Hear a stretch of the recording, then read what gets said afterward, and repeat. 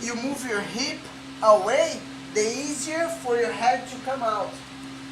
If you leave your hip a little bit here, you're gonna have to do too much strength to take your head up. You might get away, but it's harder. Just the fact that you're moving your hip away is gonna be much easier. Okay? So some of you have noticed that the moment I'm coming out, that I make that movement, if I let go the arm, I take the back, right? But if that moment, because I have the hand, if I keep it here, it's gonna start to lead me into something good over here. Okay? So that's what I'm gonna do.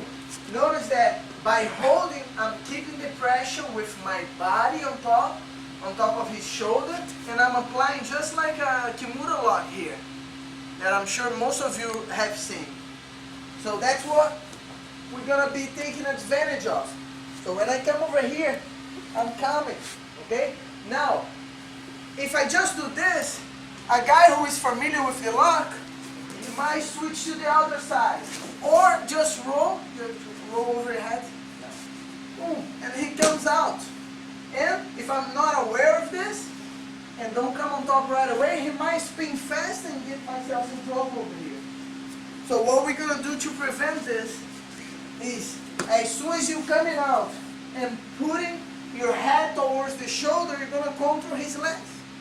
So you keep here, and that one here. That's gonna prevent him from rolling, and that's gonna prevent him from jumping over you. Here you can apply the pressure over here.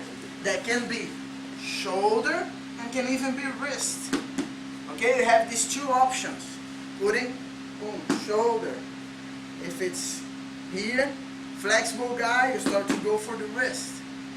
Okay? If it's not working, super flexible, for some reason you don't have a great grip, no problem, turn. And get back on the previous position. It's just an opportunity you might have, and if you do have, you should take it.